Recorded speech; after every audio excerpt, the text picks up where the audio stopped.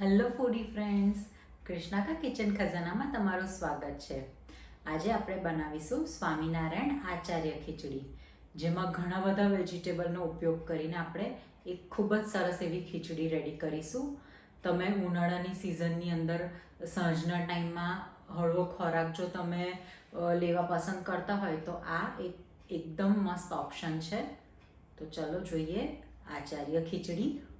કુકરની અંદર 3 table spoon જેટલું આપણે તેલ લઈશું. તેલ ગરમ થાય એટલે લઈશું રાઈ. રાઈ તતડે એટલે એક તમાલપત્ર ક્રશ કરીને લઈશું.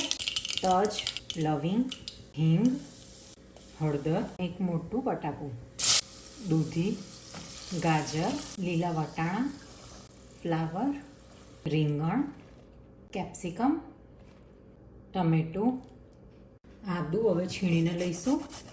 એડ કરીશું લીલવા, સ્વાદ પ્રમાણે મીઠું લઈશું. બધા વેજીસને હવે એક વખત હલાવી દઈએ. એડ કરીશું પાલક, ધાણા, એડ કરીશું ગરમ મસાલો, લાલ મરચું, અને ખીચડીને વધારે ફ્લેવરફુલ બનાવવા માટે મેં અહીંયા અથાણાનો મસાલો એડ કર્યો છે. It's my secret ingredient. તમે ટ્રાય કરો, ખૂબ જ ટેસ્ટી બનશે આચાર્ય ખીચડી. મિક્સ કરી લઈએ. હવે આપણે દાળ ચોખાનું માપ લઈ લઈએ. અહીં મેં 1 વાડકી ચોખા લીધા છે, અડધી વાડકી તુવેરની દાળ લીધી છે. હવે એને વોશ કરી લઈએ. દાળ ચોખાને 3 વખત મેં પ્રોપર વોશ કરી લીધા છે. હવે આપણે વેજીસની અંદર એડ કરીશું. હવે દાળ ચોખાને વેજીસની જોડે મિક્સ કરી લઈએ અને ગેસ ફૂલ કરીને શાકની જોડે જોડે જ આપણે દાળ ચોખાને સાંતળીશું. દાળ ચોખા સરસ સતળાઈ ગયા છે. હવે પાણી એડ કરીશું.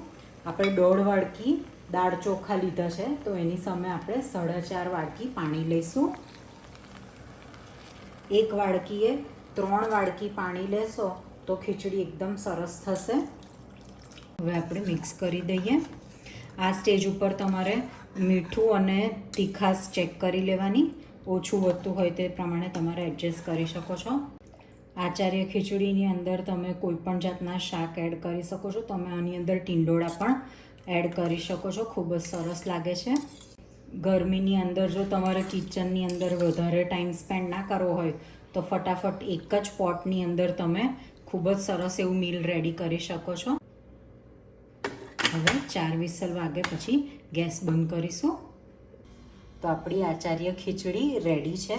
હવે ઘી ઉપર રેડીશું. ખીચડીમાં તો તમે જેટલું ઘી લો એટલું ઓછું છે. મેં અથાણું, પાપડ અને છાશ સાથે આપણી આચાર્ય ખીચડીને સર્વ કરી છે. જો મારો વિડીયો તમને પસંદ આવ્યો હોય તો please like, share and subscribe my channel. Thank you.